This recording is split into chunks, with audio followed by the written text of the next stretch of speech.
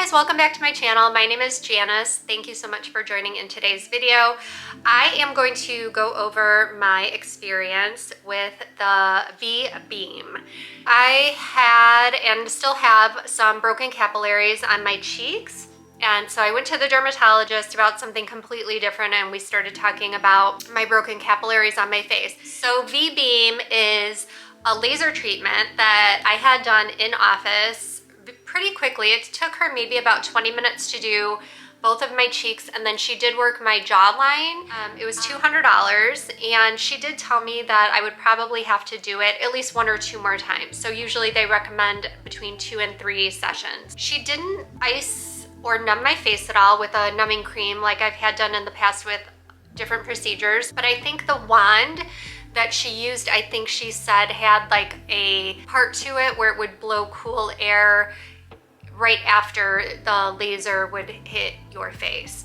It says it's an intense burst of light which selectively destroys the blood vessels of vascular lesions without damaging the surrounding skin and tissue. I'm going to show you guys pictures, and let me forewarn you, some of them are pretty bad. I looked crazy for a good 3 to 4 days. I'm going to insert the pictures here on the side so you guys can see exactly what I'm talking about. Okay, so the first picture you are seeing here that I'm going to post, this is right after. So my appointment was at 9 a.m. and this is at 9:45 a.m. I unfortunately didn't take a before picture because I wasn't planning on doing this procedure, but I will show you a picture that I did take of me for some makeup that I had ordered, which I returned, by the way. I didn't like it. But I'll insert some pictures of me here, and this was done August 15th. And these pictures from August 15th, there is no makeup on. There's only my moisturizer. That's it. It's not CC creamer. It's not, what am I trying to say? It's not a tinted moisturizer at all. That is my skin in sunlight. I'm standing 3 feet in front of my sliding glass doors with the shears drawn. And then the day I had this procedure done was October 20th, 2 months later. So you can see in this picture that I'll post right here that I'm red. This was, like I said, maybe 15 minutes after she had finished my face. The actual procedure itself, it did hurt a little bit, but not enough to where I wouldn't have done it. I won't do it again. You just have to remember that sometimes when you get certain things done like this, that you are going to have to put up with some sensitivity, or I don't even want to say pain. It wasn't painful. It's just very uncomfortable. It's like a rubber band that keeps zapping your face. And she did tell me, she's like, you know, if you need a break, just let me know. And I didn't. I just got through it. And I think the whole procedure, like I said, she did both my cheeks, my jaw, and just a couple up here. I think maybe the whole process took 15 minutes, maybe. I wasn't really timing it. She did give me ice packs to put on my face. She said I would be very puffy for at least 2 to 3 days, and I was. As you guys will see, I will put some pictures up here. And this is an hour after the procedure's been done. I'm home, and I'm kind of just giving you guys a quick idea of what's going on. So I'm gonna play that right here. I had this done about 45 minutes ago. I had the V-beam done at my dermatologist's office. I told her I was concerned with broken capillaries around my face. I mean, I was mostly concerned with like this area, these 2 areas here, and she did do a lot here and some here, but she kind of went all over here. She did one up here and a couple on my chin and some around my nose. She got some broken capillaries there and a couple here. I did put ice on my whole way home. So for the past half hour, I've been icing. And you can kind of see right here, that one's starting to get puffy. She did warn me I would get some puffiness and maybe some bruising. So here you can clearly see I'm getting a little puffy there. I'll put more ice on. And then on this side here, not too bad, but I don't think she needed to do as much on that side, but I will keep you guys updated over the next couple days. I went in without any makeup. I don't have any makeup on now. She did say I could put some makeup on today even, so I will probably do that because I have another appointment at the doctor that I'm going to today. Today's kind of my getting stuff done day.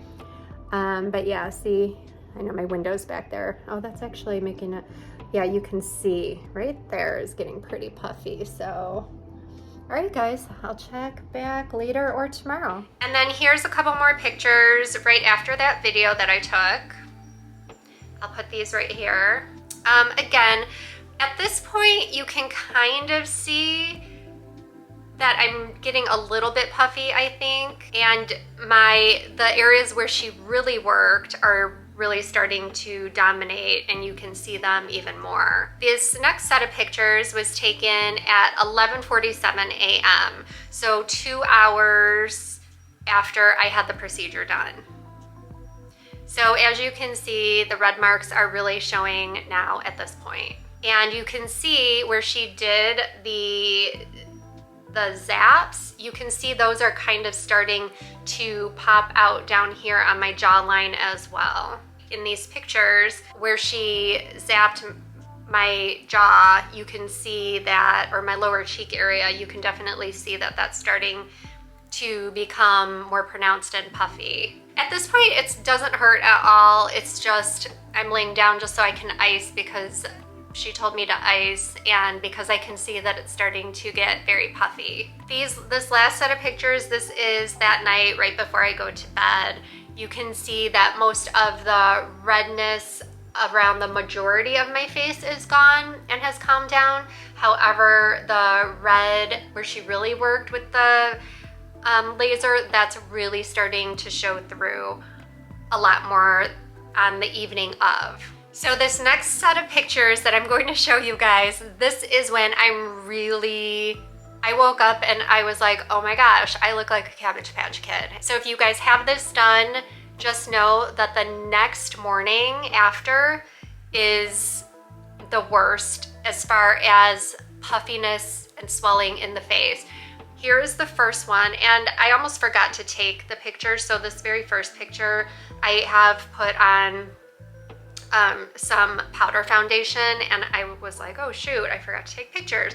But you can see, and I'll show you more pictures without foundation on, but you can see in this first picture how puffy my face is. Here's the other side picture right here. Look how puffed out my face is, you guys. It's ridiculous. My face was so swollen that morning, and it got worse throughout the day actually. So if you can take off work for like 2 or 3 days at least after the procedure is done, so I would say get it done on a Friday morning, then the next day, Saturday, Sunday, you're gonna be like your face gained 20 pounds. Anyway, so I was so puffy, the swelling was coming up so far up into my waterline. That's why my eyes look so squinty in here. And it got worse throughout the day. And my face, just all my cheeks are so big. So this is that morning at work. You can see I did put makeup on, but so this is the next morning after procedure. I put makeup on, I'm at work, but I still look just very swollen. And I actually put my mask on, even though that was the first day, I think it was the first day, my dermatologist's office, they didn't have to wear masks anymore. So it was the day I had the procedure done. And I didn't care, I just wore my mask. And you can see, you can't really tell that I had the procedure done with my mask on. So I had my mask on for a little bit at work. This next picture is at 3 p.m., so this is after work. This picture is 6:30 p.m. that same night. So you can see it's going down a little bit so I did notice when I woke up in the morning, I was super swollen, but as the day went on, it dissipated a little bit. So I would recommend, if you can, sleep with your head elevated. I was still putting ice on my face. That didn't really help that much. This is the next evening. And I'm still, you can see, very swollen. And then this is that same night with my makeup removed. Horrible. And because I was so swollen, it was making my jowls look even worse because the fluid was just filling my face and it was pushing everything up and everything down. So you can see my eyes are kind of squinty and my jowls are like pushed more and just more looking more saggy. And then I did have to go to a Halloween thing that I had said I was gonna go to probably a month or two before I had this procedure done, so I had to go. I mean, I wanted to go, but so this is kind of what I did. I just put spider tattoos on where it was super red, but you can still see how super bloated I am in that picture. This one, I skipped a couple days of photos. This one's October 24th. And you can see I'm still swollen, I'm still red. You can still see the redness underneath. Front view, side views. And you can also see now in these pictures in my office where she also worked down here on my jawline, you can see that the redness is starting to kind of come through there. It's like darker. And so this is October 24th in the evening, right before bed. So you can see my face is going down a little bit. So this is 4 days after the procedure. You can see it's starting to go down a little bit. I'm still puffy. You can see the one on my forehead she did, the ones on the one side and the ones on this side where she really got me. This picture is the 26th, so 2 days later. So I'm less swollen. The redness, the bruising is starting to go away a little bit. And then this day is the 27th, looking a little bit better at this point. It's more easy to cover with makeup at this point as well. But you can see the redness is starting to go away on my cheeks as opposed to days 3 and 4 that I showed earlier.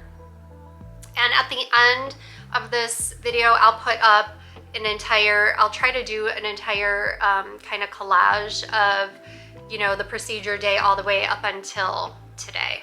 This picture is the 28th. I still look red. So right now, pretty much these few days didn't really change too much. The redness had gone down, but it was still pretty prominent under my makeup, and I had to use a little bit more makeup on these few days. But then I took these pictures on October 29th, and again, you can see it's going down, but you can still see some discoloration in my cheeks.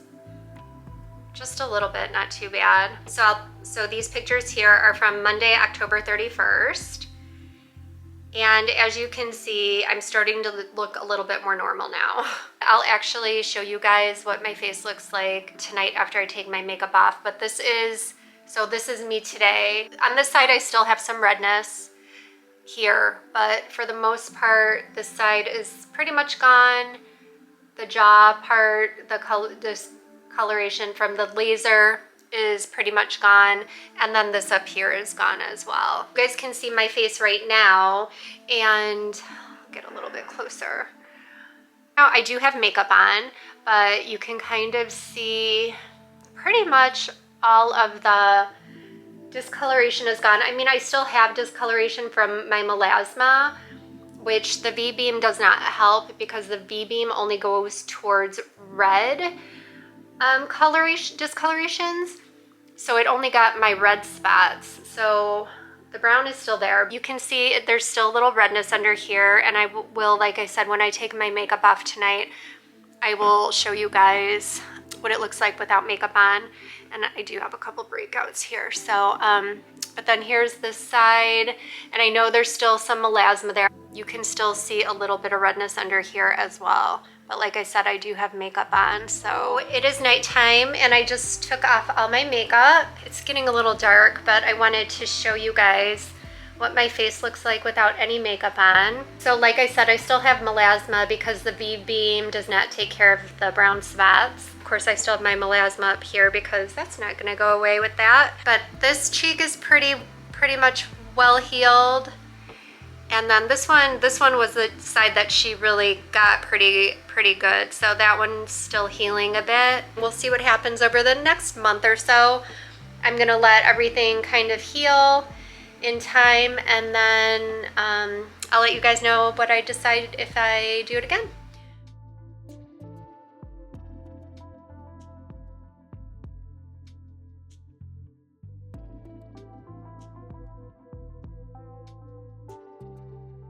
Guys, my final thoughts on the V-beam. So I did not have the second and the third one done. So I had my first V-beam done on October 26th. Today is January 26th. So it's been 3 months. I didn't really notice a drastic change, or really any change really at all that I can tell in my capillaries. I can't really tell you my outcome and what it would have been after 3 sessions, because I'm not doing that, obviously. It might work, it might not. I may have been happy with the results, I may not have been. But to me, just the whole recovery and downtime was too much and not worth it for me. But I am going to do Morpheus 8, and I already have my appointment scheduled. That one you need to do 3 treatments. And I already have my first treatment scheduled for January, my second one for the beginning of March, and then my third one for the beginning of April. So I will keep you guys updated on how that's going and see if I think that treatment is worth it or not. I hope you guys enjoyed this video, and I hope to see you in the next one. I'll see you later. Thanks guys, take care, bye.